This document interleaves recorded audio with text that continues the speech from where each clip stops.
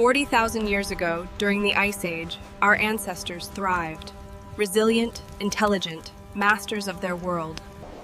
Led by their chieftain, they navigated a world of giants. Their minds their greatest weapon. Life was a constant balance of work and survival, but their spirit was strong. Hunters, honed by generations, stalked their prey. Every movement, a dance of instinct and intelligence. Success meant survival, meat for the clan, sustenance to face the unforgiving winter. But their world held ancient mysteries. Steam rose, a constant reminder of the Earth's restless heart. That region, a land of fissures and heat, was forbidden. A place of deep, ancient respect and fear. Then, the first tremor of unease. The deer, usually calm, fled in blind, unreasoning panic. No familiar tracks, only strange, deep furrows, as if the earth itself had been torn. An unsettling mystery. The forbidden place. A new, unknown horror was stirring beneath their feet. Their peaceful world, about to be shattered. The mystery of the furrows haunted them. A new, unknown fear had taken root in their valley. But hunger was a more immediate master. They had to hunt, even with a monster at their borders. They entered the Forbidden Zone, a place of unnatural silence, where even the birds dared not sing. They found a new victim. Not torn by fang or claw, but swallowed by the earth itself. This was a monster that hunted from below. A predator that broke all the rules of their world. He gave the only command that made sense. Retreat! Flee this place of impossible death! Every step was now a terror. The very ground beneath their feet had become their enemy. But youthful pride is a deadly sin. A single, arrogant stomp. A challenge to the silent earth. And the earth answered. A violent eruption, a blur of motion, and he was gone. Silence! No scream! No scream! Panic drave them. A primal, absolute terror. They fled a death that came from the very earth itself. They returned, broken. Their eyes spoke of horrors beyond imagining, words unnecessary. The story was told, a tale of impossible horror. A monster born of the earth, a devourer of men. Fear turned to resolve. This was not just a threat, it was an insult. A monster that must be eliminated. He began to plot, to understand the monster's hunting ground, its methods, its fatal flaw. The hunting party assembled, not for glory, but for survival. To face an enemy they could not see. The tribe prepared for the worst, fortifying their sanctuary, praying for their hunter's return. A silent farewell. A profound understanding of the ultimate sacrifice they might make. They began their hunt, not for food, but for a monster. A creature of a monster's lair. A dark, steaming maw, leading to the unknown depths of their greatest fear. They stepped from the familiar world of light into the throat of the earth itself. The darkness was absolute, a suffocating presence, alive with the drip of water and their own ragged breaths. The walls themselves seemed to breathe, coated in a strange, viscous slime, the trail of the beast. And then, the creature's path. A perfect tunnel, bored through stone. He touched the stone, and felt the power that had carved it. This was not a... They entered the monster's highway, knowing every step took them deeper into the heart of their nightmare. The walls held the ghosts of its victims, grim trophies of its silent, subterranean hunts. A distant rumble. Was it the earth, or the stirring of the beast in its lair? They pressed on, deeper into the heat and the darkness, towards the monster's sleeping heart. And then they saw it, a mountain of glistening flesh, coiled in the darkness. The monster was real. They had found it. A beast not of myth, but of flesh. A titan. Its skin was a glistening armor of slime and muscle. Its slow breath the rumble of a living mountain. Fear gave way to focus. The leader searched for a weakness, a chink in the monster's colossal armor. And then, a sign. A tattered piece of hide, a ghost of their fallen friend. Grief turned to pure rage. A blind, suicidal fury. A need to make the monster pay. But the leader's cool head prevailed. He knew a blind charge was suicide. They needed to be smart. A single, silent hunter was sent to probe the beast's defenses, to see if it could be wounded at all. With all his strength, he struck, a single point of flint against a mountain of alien flesh. The flint shattered. The hide was like living stone. Their sharpest weapon was useless against its impenetrable armor. The beast was awake, and the hunters, deep in its lair, were now trapped with the nightmare. The monster stirred. Its blind head turned, sensing the tiny, fragile... The leader's yell shattered their paralysis. Survival now meant only one thing. Escape. The mountain of flesh became a blur of motion. The cavern echoed with the monster's blind, crushing rage. They ran through its highway, but the worm was faster. Its colossal body filled their only path to freedom. Death opened its maw behind him, a living gullet, ready to swallow him into the acid darkness. A desperate chance. A crack in the stone, their only hope against the pursuing nightmare. They squeezed, pushing through the rock, their bodies a blur of frantic motion, inches from its snapping maw. The monster raged, its fury shaking the very earth, but it could not reach them. They crawled through darkness, toward a distant glimmer of hope, a breath of clean air.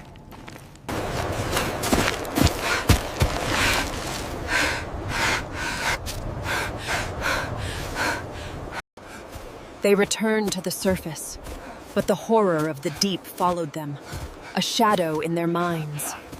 They returned, not as victors, but as survivors of a nightmare. Their faces told the story of their defeat.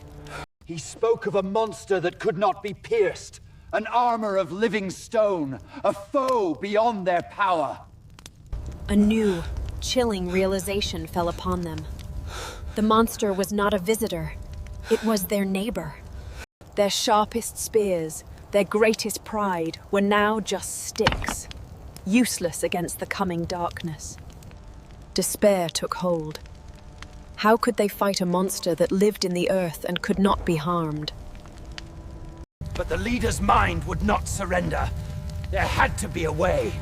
Another weapon. Another strategy. He looked at their tools, not for what they were, but for what they could become. An idea began to form. If they could not pierce its hide, then they would have to find another way. A new, more brutal kind of trap. It was a mad plan, a desperate gamble. But it was better than waiting in the darkness for the earth to open up. The plan was daring, the weapon unprecedented. They would build a spear designed to hook, not to kill. From raw stole, they forged their hope, shaping flint into a new, complex design, born of desperate ingenuity. Strong ropes were vital, braided from sinew and plant, tested against the very trees themselves. The spearhead and shaft joined, becoming one. A heavy, formidable weapon, designed for a single, critical strike. Their trap needed an anchor, a massive, ancient stone, Rooted deep in the earth, its grip unwavering, hope returned, fragile but fierce. A shared resolve to reclaim their land from the monster below. They went to battle, not with speed, but with cunning. Their unique weapon, their last, desperate gamble. Back to the forbidden ground. He found the perfect trap. A soft patch, a fresh trail, a promise of impending doom for the monster. The trap was set. Now they could only wait, baiting the unseen beast, with their lives as the ultimate wager. They needed to summon the beast. One hunter, his heart a drum of fear and vengeance, stepped forward as bait. He struck the earth, a challenge to the monster below, a call to battle, a call to doom. And the earth answered. The worm rose, a blind, hungry god of the underworld, its maw open to devour. Now! In that one moment of exposure, they struck. All their rage, all their hope, put into a single, desperate blow. The spear struck home. The barbs bit deep, not to kill, but to hold. The monster shrieked, a sound of agony and rage, and tried to flee back into the darkness of its lair. The rope snapped taut, a lifeline of sinew, an anchor of stone against a force of primal fury.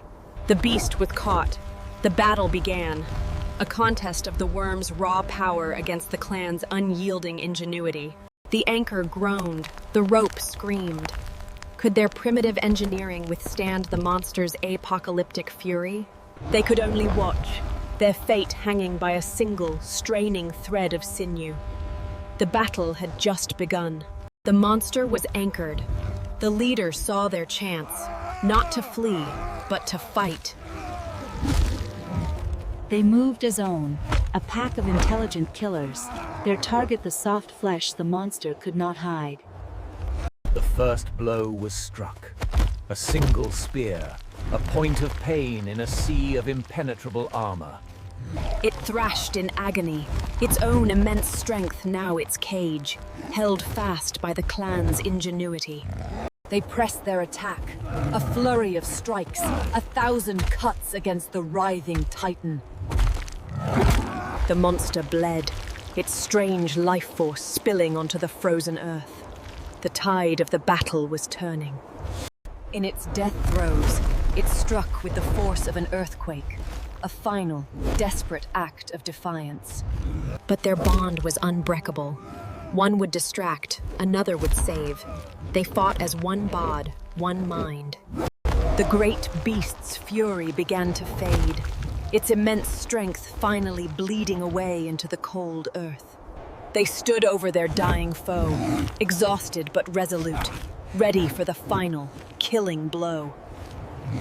The leader saw his moment, not for a wound, but for the final, killing blow. The great beast, the terror of the earth, was finally silenced. Its reign of fear was over. And then, silence. A quiet disbelief. The silence was broken by a roar of impossible victory, a sound that banished the ghosts of their fear. He approached his vanquished foe, a monster of myth, now just a mountain of silent, lifeless flesh. He retrieved their weapon, a symbol of their ingenuity, stained with the blood of an impossible beast. They returned not as survivors, but as conquerors, as heroes who had faced the underworld and won. The lookout's cry was one of triumph. The hunters, their heroes, were returning. They were safe. The heroes returned, their victory not just for the clan, but for the future held in their children's eyes. And they brought proof. A jagged tooth from the nightmare's maw. A trophy that ended their fear forever. That night, they feasted not just on meat, but on freedom. The fear was broken, the monster dead. But their victory was paid for in blood. A silent moment to honor the brave who had fallen. The monster's tooth, once a weapon of terror, was now a symbol of their triumph, a chief's medallion. They returned to the forbidden ground, not as victims, but as conquerors, to claim the spoils of their war. They walked the monster's highway, its lair no longer a place of fear, but a testament to their own impossible victory. They discovered the monster's secret, a hide tougher than any leather, a skin that could turn away a sharpened stone. The monster that once hunted them would now feed them for the entire winter, the ultimate victory. From the monster's armor, they crafted their own. Their victory gave them not just food, but a new technology.